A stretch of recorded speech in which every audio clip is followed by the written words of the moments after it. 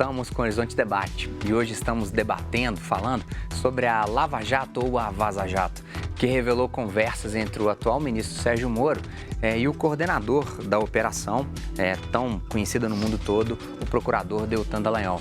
Eu tinha feito suspense, Zé Arthur, sim, foi correto? Não foi? Há indícios de irregularidades naquilo que você já leu até agora? É ilegal, inadmissível você interceptar um diálogo, isso vai ter consequências sob o ponto de vista probatório, se for buscada a responsabilidade. Agora, a outra questão também diz respeito a réu naquele processo. Aí é uma outra questão. Se o réu poderá utilizar em seu favor desse diálogo, né? Então, o Lula está questionando a imparcialidade do Moro e, inclusive, ele já fazia anteriormente e agora, por meio dessa liberação, desse vazamento, ele reforçou os argumentos, né? Ele só não, todos os outros que foram acusados dessa maneira, que o processo não paira só sobre Lula, não. São vários da Lava Jato, alguns da Lava Jato, não todos. E outros vários que estão presos sem julgamento. Justamente, que em processos que não terminam, em processos em decisões que protelam, que, igual o Vacari, por exemplo, ele sai de uma condenação, ele é absolvido, vem outra rapidinho para ele continuar preso. Uma situação muito complicada que acontece naquela chamada República de Curitiba. Mas há também uma outra massa, né, Zé Arthur, de carcerária gigantesca de pessoas que estão aguardando julgamento de fato e que estão presos e encarcerados porque não tem dinheiro, talvez, para uma grande massa de pessoas. Né? Sim, o que ocorre, para completar o raciocínio, é o seguinte. Em direito penal, o réu conta com a ampla defesa e essa ampla defesa permite que ele utilize em seu favor até mesmo a prova ilícita. Tá? Isso é uma regra de direito penal e também é aplicável quanto às regras do processo. Tá? Então, se ele encontrar um meio de questionar o processo, o regular processamento do feito, então ele pode utilizar-se disso para arguir a quebra da imparcialidade. E ele está fazendo isso. O Lula foi vítima de um processo ilegítimo desde o princípio. Desde que o procurador Dallagnol colocou um PowerPoint na Rede Globo para acusar o indivíduo, inclusive pelos diálogos, ele mesmo reconhecendo que sem provas, aquela tal da convicção que na época se soltou. Então, quando ele fez isso, ele já destruiu a possibilidade de Lula se defender perante a opinião pública. O lugar de um procurador fazer a denúncia é dentro do processo. Dentro do processo, não é na televisão. Então, se amanhã que a telinha ali aparecer a minha cara, ou qualquer um de nós aqui, e dizer, esse é o chefe da quadrilha, acabou pra gente. Basicamente, acabou. Então, o processo é viciado no início. Então, eles já destruíram o Lula perante a opinião pública. E, inclusive, durante esses diálogos, fica mostrando como o Moro vai instruindo o procurador a procurar a imprensa para julgar a imprensa contra o Lula para poder reforçar a ação. Então, é uma ação combinada do juiz Sérgio Moro com o Deltan Dallagnol com a imprensa. Um joguinho muito bem feito para estourar com a pessoa, destruir com a pessoa do presidente Lula, imputá-lo algo, inclusive irrisório. Porque, sinceramente, acreditar que o cara que tem o lugar do Lula ia roubar um triplex no Guarujá, foi uma gozação, uma brincadeira. Leonardo. É um trem sem sentido, sabe? É a coisa mais absurda da minha vida. Eu sou um pouco mais pragmático e talvez um pouco menos apaixonado pela política. Primeiro, a gente vive um mundo do certo e errado. Então, como tudo na internet agora é assim, ou você está do meu lado, ou você é meu inimigo, ou você fala o que eu falo, existem seitas. Um ativista político, ele pode ser considerado jornalista? Bom, na minha concepção, não. Na minha concepção, não. O jornalista ele tem requisitos para ser jornalista. Mesmo sujeito agraciado com o prêmio mais alto, da mais alta categoria do jornalismo do mundo. Que é o Walter... Poxa, daqui a pouco eu falo com vocês. Nós temos o Pulitzer, ele tem uma pessoa que recebeu ele, eu até falei o nome dele, 14 anos, ele ficou 14 anos como agente da CIA, defendendo a antiga União das Repúblicas Socialistas Soviéticas, trabalhou no New York Times e ele ganhou o prêmio Pulitzer falando bem do Stalin. Então, assim, e ele não perdeu o prêmio. Então, o Pulitzer, ele tem alguns erros. Outra coisa, quando o Snowden falava lá, o que o Snowden fazia? Ele grampeava tudo, hackeava desse jeito dele e chamava todos os veículos de comunicação e entregava para todos. E todos podiam, inclusive, entregava tudo inteiro. Você podia checar a informação. Nós não temos essa informação checada.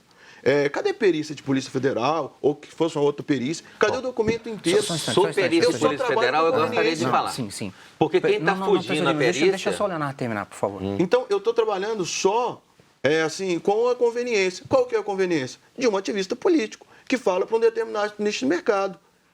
Ele não chega e fala, ele solta em tudo. Não, é contexto. Aí solta um negócio hoje, solta um negócio amanhã, solta um negócio amanhã.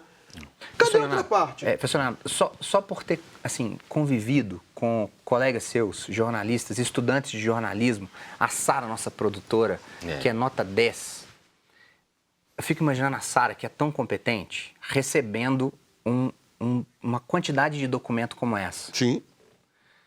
Fazer como Glenn Greenwald fez foi errado. Ela claro. Deveria ter submetido isso e, de fato, se cai sobre o crivo de uma censura... Pergunta para ela se a primeira coisa que ela não faria, que ele não fez, ela teria feito na hora ligado para eles. Falado, tem um documento seu aqui, o que você vai me falar sobre isso?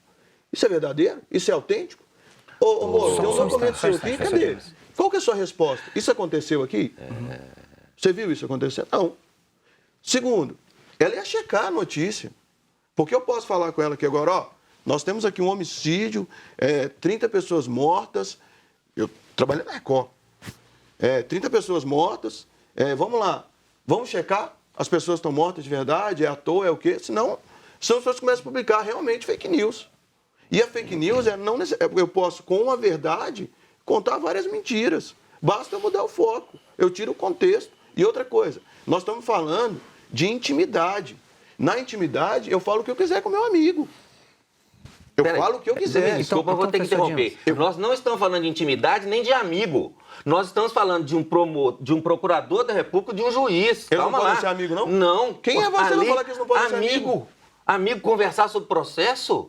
Isso não, meu amigo. Um amigo podemos ser nós aqui. Amigo pode ser eu e ele. Mas nós não podemos conversar sobre processo. Um juiz não pode conversar sobre um processo com um procurador da República, instruí-lo daquela forma que está lá demonstrada e isso se transformar em relação de amigo e relação privada, não. Radicalismo não, meu senhor. É o radicalismo do discurso da internet. Radicalismo não. Que a gente já tem razão sem ver o documento. Não. Radicalismo não. Cadê o documento? Peraí, calma lá. Então vamos com calma. Se o senhor falou bastante sobre isso aí, deixa eu falar. Primeiro, o jornalista é respeitadíssimo no mundo inteiro. Mundo inteiro. Tá bom? Então, não vou ser eu que vou fazer um julgamento depreciativo da pessoa que tem a carreira que o jornalista tem. No mundo, respeitado. Tanto que as reportagens dele estão explodindo no mundo todo. Apenas aqui, os setores bolsonaristas ou os setores da Rede Globo, que estão implicadas no que aconteceu, estão ainda segurando o que é a coisa, porque a coisa é terrível.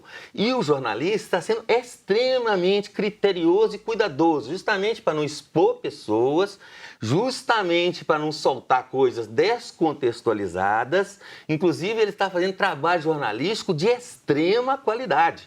A entrevista dele, né, na Câmara ontem foi exemplar. O indivíduo mostrou uma competência, uma rara capacidade profissional no jornalismo, que no Brasil, né, desculpem, né, mas pelo menos no grande jornalismo aqui está fazendo falta de pessoas que possam pegar as coisas e fazer críticas. Tá? Então, está fazendo falta. Então, eu gosto de chamar, a gente não pode desqualificar o indivíduo, como ele está fazendo, desqualificar um profissional daquele porte, e esse profissional traz para o Brasil uma situação onde nós vamos ter que passar a limpo o que aconteceu. Sim, Arthur, só para me ajudar, sim, até por uma questão de mediação técnica, vamos conversar. Será que pode uma das partes, o Ministério Público e o juiz, o advogado e o juiz conversarem?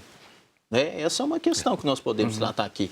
Então, claro que eles podem conversar, mas os assuntos do processo devem ser tratados dentro do processo. Se não dentro do processo, numa audiência. Que essa audiência pode ser até unilateral. Por exemplo, eu converso, marco audiências com juízes, desembargadores, ministros, estou lá no gabinete deles, converso sobre o processo. Transparente. Tá? Alguns desembargadores até chamam a outra parte, alguns fazem isso, mas é uma audiência, é público. Isso podia ser gravado, isso podia ser gravado.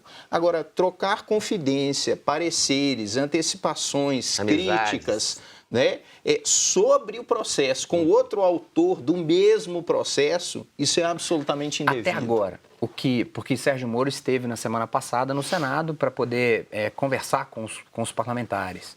O que ele explicou, na sua opinião, Zé Arthur, quando ele diz assim, olha, eu não sei se é verdadeiro, mas o que está lá não diz que eu fiz nada errado. Eu estou parafraseando. Sim, né? sim, perfeito. Ele não negou diversas partes. Mas ele diz que aquilo não está errado. E diria assim, saiu pela tangente em alguns. Não disse porque ele teria de abordar uma série de assuntos. Eu acho que não seria bom para ele ficar abordando ponto por ponto. Foi uma estratégia que ele utilizou, ele não negou. E está muito claro, ele não negou diversos pontos, assumiu que houve sim e negou que isso fosse ilícito ou indevido. Diz ele que é normal. Agora, pode ser comum para ele, mas normal, aceitável não é. Exatamente. Ok. Exatamente. Daqui a pouquinho, no terceiro bloco, eu quero conversar com o Luiz Cláudio de Lagoa Santa, com o Juan de BH. Juan, tava com saudade, tinha falado do seu nome, que bom que você atendeu a gente. A Silvia de Betim, o Fernando de Abaeté. Quando o debate tá bom, vocês aí em casa reagem aqui com a gente. Nós vamos para um breve intervalo e voltamos daqui a pouco.